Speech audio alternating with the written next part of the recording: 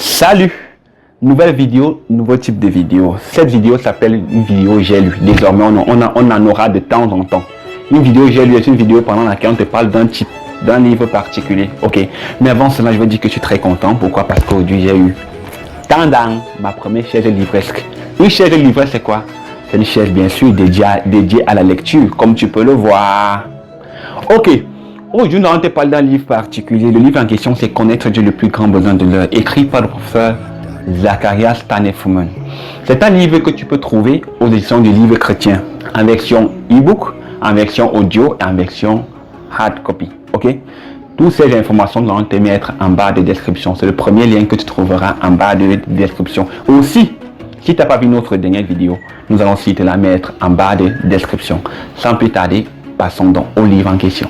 Connaître Dieu, le plus grand besoin de l'heure. Un titre parlant, un titre trop fort, comme on dit souvent. Un grand titre. Qu'est-ce que le professeur Fomon veut par là dire par le plus grand besoin de l'heure? La seule manière de le savoir, c'est de le lire. Alors plongeons dans le livre en question. Ok, dans ce livre en fait, il se base sur 4 personnages principaux. 4. Le premier personnage c'est Samuel. Le deuxième personnage c'est Élie, le prophète qui était le mentor d'Élisée. Le troisième personnage c'est Moïse. Et le quatrième personnage c'est l'apôtre Paul. S'agissant de Samuel, le petit Samuel, bon, parce que Samuel c'est un grand prophète, il n'étudie pas toute sa vie dans le livre. Il nous montre l'enfance de Samuel, c'est-à-dire quand le petit Samuel vient, il est consacré au Seigneur par sa mère. Il sert donc sous la tutelle de Élie, le sacrificateur suprême en Israël. En fait, il nous montre dans ce livre que Samuel est séparé du monde, séparé des choses du monde, séparé du péché, séparé du moi. Il est consacré au Seigneur. Consacré, pourquoi? Parce que sa mère vient le consacrer. Il nous montre dans ce livre qu'on ne consacre pas ce qui n'est pas séparé du monde, des choses du monde, séparé du moi et du péché. Donc si Samuel était consacré par ses parents, sa mère, c'est parce qu'il était sanctifié, il était séparé. Et Samuel était dans le service de Dieu dans le temple, comme l'auteur nous montre dans le livre. Samuel était fidèle à faire sa tâche. Mais une nuit donc, Samuel a entendu une voix l'appeler. Samuel, première fois. Samuel se lève, il part dans la chambre d'Élie. Élie, tu m'as appelé. Élie dit non, va te coucher. Je ne t'ai pas appelé. La deuxième fois, il entend encore Samuel, il se lève. Il va encore vers Élie. Élie dit non, va te coucher. C'est pas moi qui t'appelle. Je ne t'ai pas appelé. La troisième fois, il entend encore Samuel, il se lève. Et il va vers Élie. Il dit que bon, Élie, excuse-moi, grand-père. La première fois, ce n'était pas toi. La deuxième fois, ce n'était pas toi. Mais cette fois, je suis sûr que c'est toi qui m'as appelé. J'ai entendu Samuel. En fait, Élie a su que c'est Dieu qui l'appelait. L'auteur nous montre que la parole de Dieu à cette époque était rare. Donc Dieu ne parlait pas tout le temps. Donc Samuel ne savait pas que c'était Dieu qui l'appelait depuis le début. Alors, Élie dit, va te coucher. Quand la voix va te parler, tu dis, Seigneur, parle, ton serviteur écoute. Et Samuel allait se coucher. Et quand Dieu a encore dit Samuel, a dit, Seigneur, parle, ton serviteur écoute. Et Dieu lui a délivré son message. L'auteur, se basant sur cette histoire, nous montre que c'est possible pour toi d'être séparé du monde, des choses du monde, du péché, du moi, d'être consacré au Seigneur, mais ne pas connaître Dieu. Samuel était sanctifié parce qu'il était séparé de ces 5 choses qu'on vient de citer. Il était consacré à Dieu. Il servait Dieu. Il faisait de bonnes choses pour Dieu, mais il ne connaissait pas Dieu. Et l'auteur nous montre en deuxième lieu quoi? C'est que la révélation, c'est Dieu qui nous la donne. En fait, c'est Dieu qui s'est fait connaître par l'homme. Samuel ne pouvait rien faire pour connaître Dieu. Il n'y avait aucune initiative que Samuel pouvait prendre pour connaître Dieu. La révélation pour connaître Dieu est indispensable. Sans révélation, impossible de connaître Dieu. Le deuxième personnage dont l'auteur nous fait part dans ce livre, c'est Élie, le prophète, le père spirituel ou le mentor du prophète Élisée. Bon, avec Élie, l'auteur fait ressortir un point particulier qu'on a vu dans la vie de Samuel, le moi. Bon, Samuel était délivré du moi, mais se basant sur l'histoire d'Élie le prophète, l'auteur nous montre que le moi est un obstacle pour connaître Dieu. Oui, le moi est un obstacle pour connaître la gloire de Dieu. L'auteur nous montre la confrontation entre Élie et les prophètes de Baal.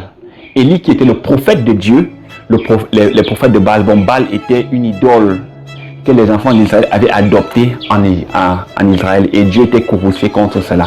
Alors il y a une confrontation entre Élie et les prophètes de Baal.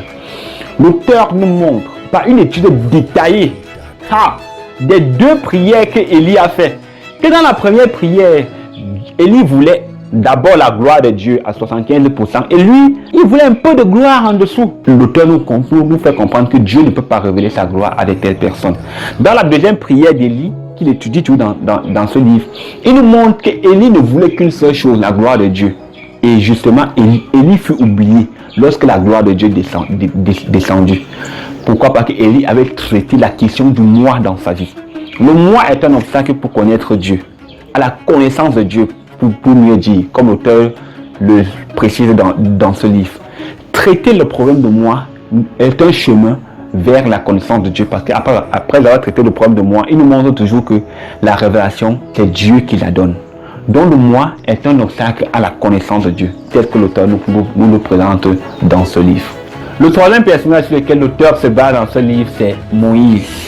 Bon, en fait, pour une petite background, parce que l'histoire en réalité vient avant celle de Élie, avant celle de Samuel. Israël, le peuple d'Israël, il était encore tout petit, pas un très grand peuple à cette époque. Ils sont venus en Égypte à l'époque où Joseph était encore premier ministre. Bon, Joseph en réalité était le fils de Jacob et bon, il était vendu par ses frères, il est arrivé en Égypte et puis avant, il y avait une famine à Canaan et c'est comme ça que il a fait venir sa famille en Égypte. Sa famille vient donc s'installer en Égypte. Le problème, c'est que sa famille s'est mise à grandir avec le temps et elle s'est mise à grandir et a envahi l'Égypte.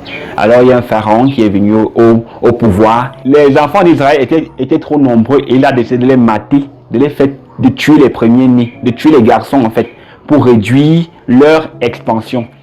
Bon, à cette époque-là, la maman de Moïse, ne voulant pas que son bébé meure, a caché son bébé. Plus tard, elle le met dans un panier de roseaux sous le fleuve. C'est ainsi que Moïse a été retrouvé par la fille de Pharaon et il était adopté par la famille royale, par la fille de Pharaon. Donc, en réalité, Moïse, c'était un Israélite qui a grandi au milieu des Égyptiens dans la famille royale. L'auteur nous montre, en se basant sur la Bible, dans le livre, que un jour, Moïse est sorti pour aller se balader, si on peut dire ça, et il a rencontré un Égyptien qui était en train de fouetter un Israélite. Il était tellement courroucé par cela qu'il a pris la défense de l'Israélite, il a tué l'Égyptien, il l'a caché dans le sable. Plus tard, ça s'est su. Moïse était obligé de fuir l'Égypte pour aller à Madian. Mais dans cette première partie, si on fait une pause là, dans cette première partie, l'auteur nous montre que Moïse voulait libérer le peuple d'Israël. Vous voyez. Mais il s'est pris de la mauvaise manière. L'auteur nous montre donc que parfois dans la vie, n'est-ce pas, on a des signes distants sur nous, en nous, de l'appel de Dieu sur nos vies. En réalité, en étudiant la vie de quelqu'un, ta vie, tu peux connaître de manière distincte que Dieu m'appelle à telle chose, en voyant des signes. Moïse a tué l'Égyptien, il voulait libérer le peuple d'Israël. Son instinct se portait vers cela, Dieu l'appelait à cela, mais il s'est pris de la mauvaise manière.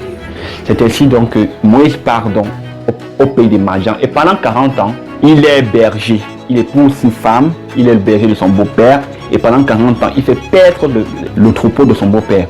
L'auteur nous montre dans ce livre que pendant 40 ans, Moïse était à l'université de Dieu. À l'université de Dieu, il nous montre comment Dieu a dû façonner le caractère de Moïse à son université à travers sa femme, les brebis, son beau-père. En réalité, Dieu est en train de former Moïse pendant 40 ans. Le comble dans tout cela, c'est que l'auteur nous montre dans l'histoire de Moïse qu'il y a l'université de Satan. L'université de Satan, j'étais étonné de savoir qu'il y a l'université de Satan. Non, professeur Fon. Dans ce livre, il nous montre qu'il y a l'université de Satan. En réalité, je ne veux pas te donner maintenant dans la vidéo quels sont les critères pour être à l'université de Satan. Mais lis le livre ici pour savoir si tu es vraiment, si tu n'es pas un étudiant à l'université de Satan. Il nous montre dedans que Dieu a façonné la vie de Moïse à son université. Et plus tard, quand Dieu a su que Moïse était prêt, Dieu s'est révélé à Moïse dans le buisson ardent. Et quand Moïse a vu le buisson ardent, il a essayé de se détourner. Mais Dieu l'a appelé. L'auteur soutient encore que quoi? Pour que l'homme connaisse Dieu, il faut que Dieu se révèle à l'homme. Une révélation que Dieu seul donne. Le quatrième et dernier personnage sur lequel l'auteur se bat dans ce livre, c'est Paul. Dans le livre des Actes des Apôtres, les chrétiens commencent à être nombreux et ils envahissent Israël. Alors, il faut persécuter les chrétiens. C'est ainsi que Paul, ou Saul, oui, il prend une lettre de la plus haute autorité religieuse et spirituelle de l'époque en Israël. Il prend l'être qui l'autorisait à arrêter les chrétiens, à les mettre en prison. Et Paul prend la route de Damas avec toute sa troupe pour aller arrêter les chrétiens qui sont à Damas. Alors, sur la route de Damas, une lumière éblouie du ciel renverse Paul de son cheval. Paul tombe, il est à terre. Et il suit une voix, dit, Saul, Saul, pourquoi me persécutes-tu? Il dit, qui es-tu, Seigneur? Il dit que je suis Jésus que tu persécutes.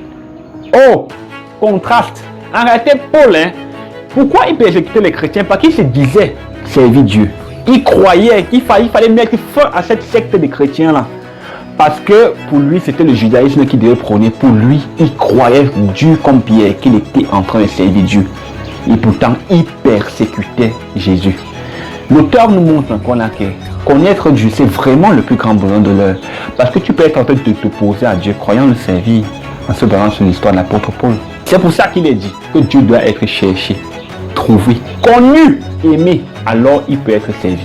C'est pour cela donc que l'auteur a dit connaître Dieu, le plus grand besoin de l'heure. Et nous sommes parvenus au thème de notre vidéo J'ai lu. Tout d'abord, on va s'arrêter pour dire merci d'abord à tous ceux qui nous encouragent. Merci pour vos commentaires, merci pour vos likes, merci pour vos partages. Merci pour tous ceux qui sont abonnés. Chaque jour, les gens s'abonnent. Mais si tu n'es pas encore abonné, s'il te plaît, va t'abonner sur notre chaîne YouTube. Active la cloche de notification, like, commente et partage avec le maximum de personnes. Le livre que nous t'avons décrit est disponible en bas de description, en bas là. C'est connaître Dieu, le plus grand besoin de l'heure. N'oublie pas. Et il est disponible en version audio, en hard copy et en version EPUB. Ok. En attendant la prochaine vidéo, lis bien sûr.